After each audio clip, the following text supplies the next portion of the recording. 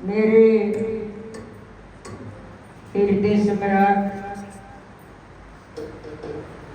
मेरे इष्ट देव,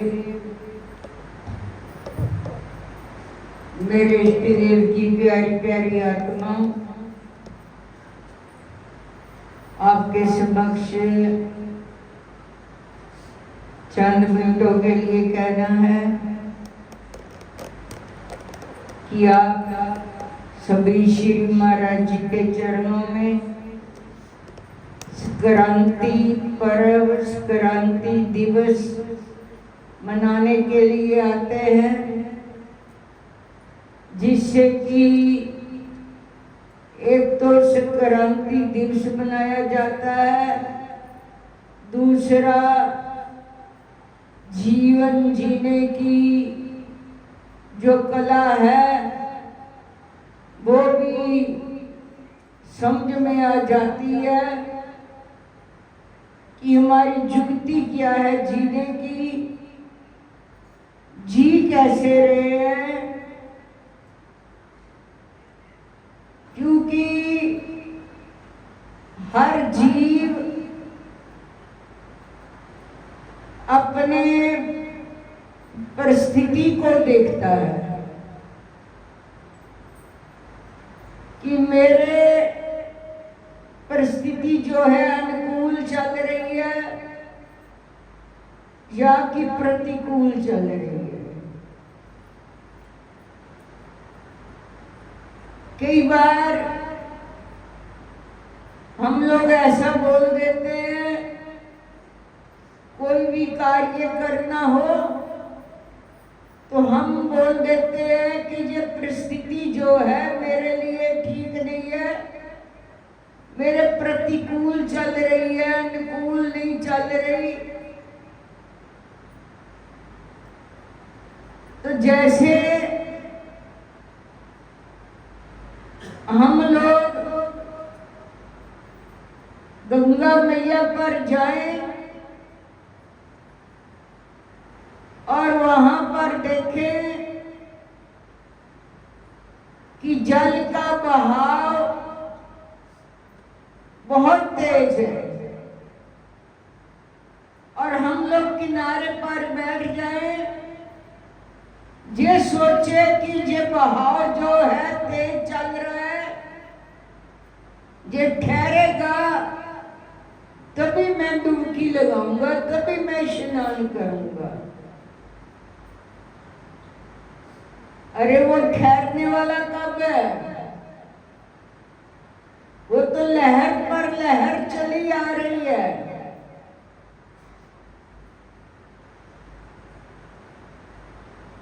उसका बहाव और भी तेज हो रहा है।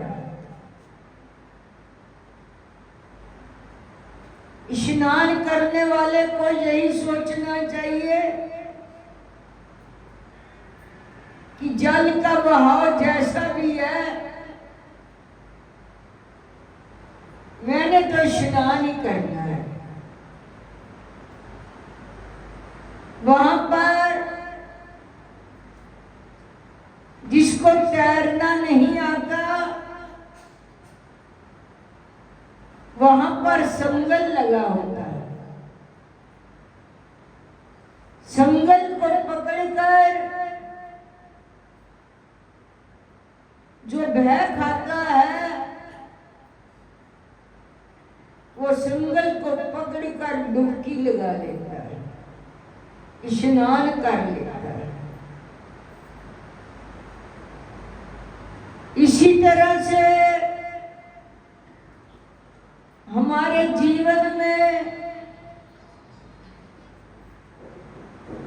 इतना वक्त का बहाव चल रहा है, जैसे लहर पर लहर चलती है, इसी तरह से हमारे भीतर भी संकल्पों की लहर चलती है, लहर पर लहर चलती है। और हम सोचे कि जैसे वो स्नान करने वाला सोचता है जब बहाव कम होगा तब मैं स्नान करूंगा, लेकिन बहाव कम नहीं होता। इसी तरह से हमारी जिंदगी में कभी दुख का बहाव आ जाता है, कभी सुख का बहाव आ जाता है, कभी मान का आ जाता है, कभी अपमान का आ जाता है। पता नहीं कितना बहाव अपने इस गहरे समुंदर में हमारे भीतर भी। कहते हैं दिल दरिया समुद्रों डूंगा, समुंदर से भी इसकी ज्यादा गहराई है। कौन दिला दिया जाने, दिल दरिया समुद्रों डूंगा, अगर कौन दिला दिया जाने। अगर विचे छेड़े ते विचे पेड़े ते विचे मंज महाने, अगर 14 तबक दिल दे अंदर तंबू वांगन ताने, अगर जेड़ा दिल दा महरम होवे सोयो यार पहचाने। जिसको दिल की गहराई का पता चल गया, हम सोचते हैं कि अब जब मेरी जिंदगी में सुख आया है, अभी नहीं मेरे पास टाइम। जैसे वो संगल को पकड़कर स्नान कर लेते हैं, इसी तरह से इस संसार का बहाव चलता ही रहता है। इस बहाव का रुकने का नाम नहीं लेगा। दुख है तो उसके बाद सुख का बहाव आ जाएगा। मान है, अपमान है, शान है, अहंकार है, पता नहीं कितने कितने तूफान भीतर उठते रहते हैं। उन बहाव में हम लोग गिरफ्तार होते चले जाते हैं। हम लोग सोचते हैं कि बहाव रुक जाए तो भजन कर ले। अभी बहुत जिंदगी पड़ी हुई है भजन करने की।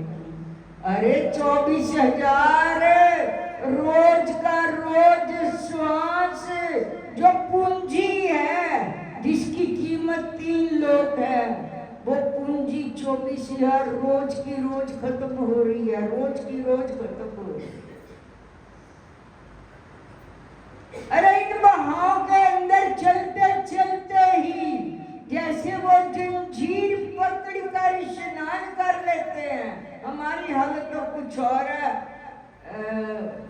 पहले बच्चे होते थे ना, आप भी बच्चों को ये होता है, अब तो बराते बरते ऐसी चलती नहीं है। पहले वाजे गाजे के साथ बराते आती थी, जाती थी। वो तो अब ये शगल लेने के लिए जा रहे हैं, अब नाम की शक्ल लेने के लिए जा रहे हैं, अब वो कर रहे हैं। अब तो सीधा पैलेस में जाते हैं, ना पता चलता बरात आ रही है या नहीं आ रही। पहले बच्चे होते थे, जब भी बरात गुजरती थी तो बच्चे वो देखते देखते साथ में मिल जाते थे, वो उसी शोभा यात्रा में मिल जाते थे। बच्चों को पता नहीं होता कि ये बरात है। ऐसी हालत है यदि हम लोग दुख के साथ मिल गए, परेशान हो गए, चिंताग्रस्त हो, चिंता में रहना शुरू कर दिया, उसके साथ मिल गए। थोड़ा सा खुशी हुई, थोड़ा सा सुख मिला, तो खुशी के साथ मिल गए, सुख के साथ मिल गए। हमें आदत है मिलने की, लेकिन भजन के साथ नहीं मिलते। भजन के लिए तो बोल देते हैं अभी बहुत उम्र पड़ी है, कल को कर लेंगे। कल नाम तो काल का है, कल किसी ने लिखा है। हर पल हर क्षण हमारा नया जन्म हो रहा है। श्वास आता है तो जन्म है,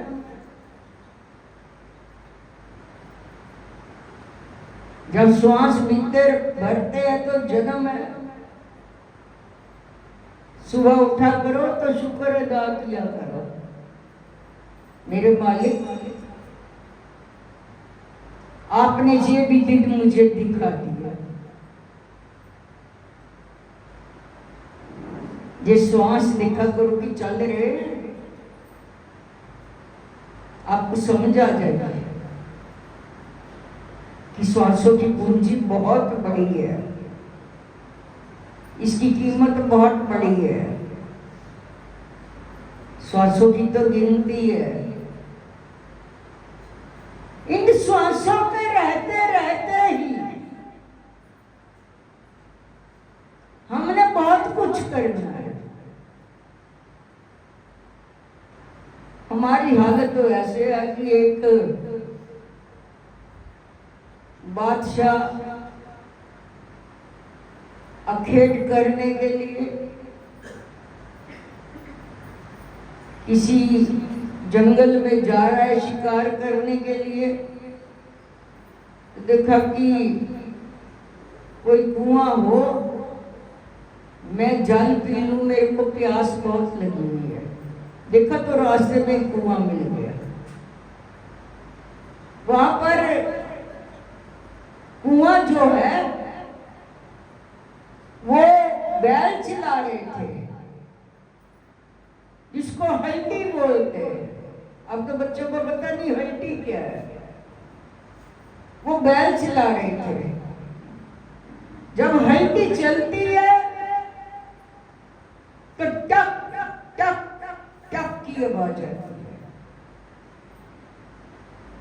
वो बादशाह ने तो जल पी लिया, कहता मैं अपने घोड़े को भी जल पिला लूंगा। जब जल पिलाने लगा, वो घोड़ा पीछे हट जाए, फिर वो उसका मुंह आगे करे, लेकिन घोड़ा फिर पीछे हट जाए।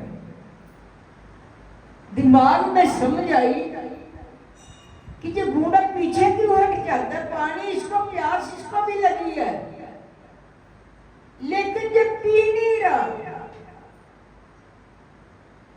उसने हल्टी वाले को कहा कि मेरी समझ में ऐसा आता है ये टक टक की आवाज से जी मेरा घोड़ा जो है जल नहीं पी रहा, इसलिए टक टक की आवाज को बंद कर दो। तो वो कहता हल्टी वाला की हल्टी बंद हो गई, टक टक की आवाज बंद हो गई, तो जल ही नहीं आएगा। ये तो साथ साथ में चलेगी टक टक की आवाज, ये तो जो घोड़ा प्यासा ही रह जाएगा। हालत हम सबकी भी जुड़ी है। ये भीतर श्वासों की टक टक की आवाज आ रही है, ध्यान से सुनिए। अपने अपने श्वास की आवाज आपको सुनाई देगी।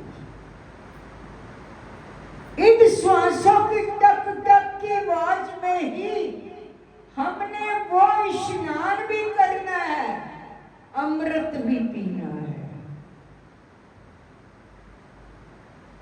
यदि टक टक की आवाज ही खत्म हो गई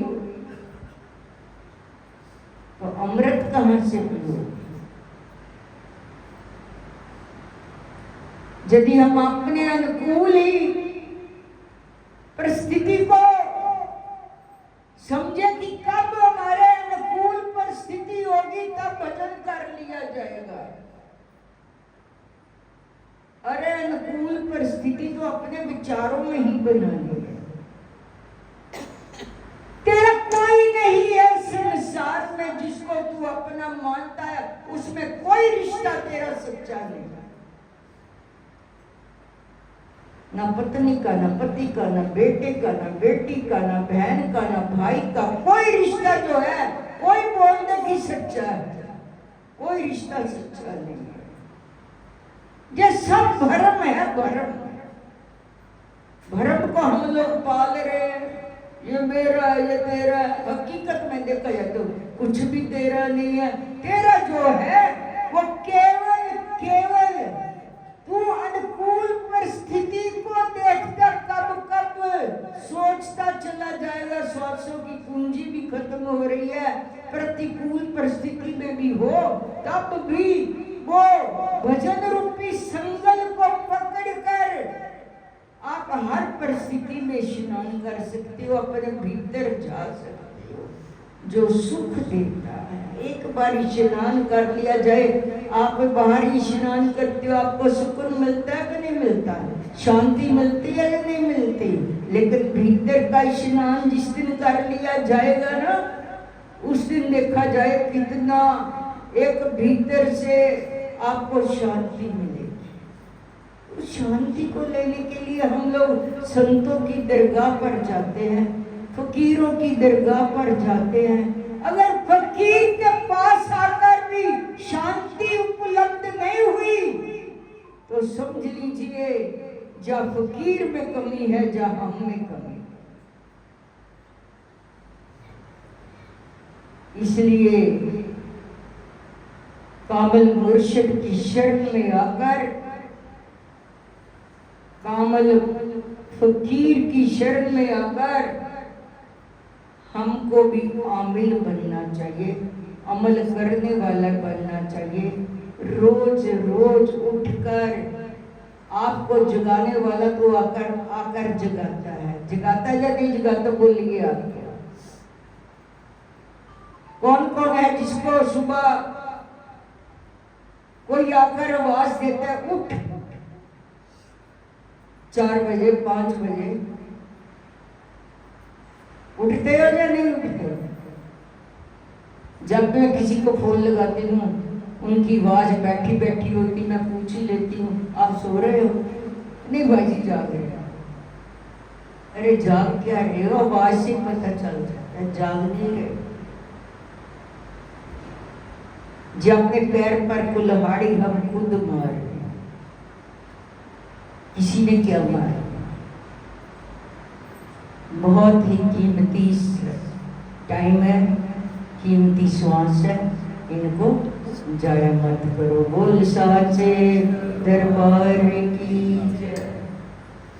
सावन का महीना सबको सुख शांति का चढ़े। बोल साचे दरबार की जय।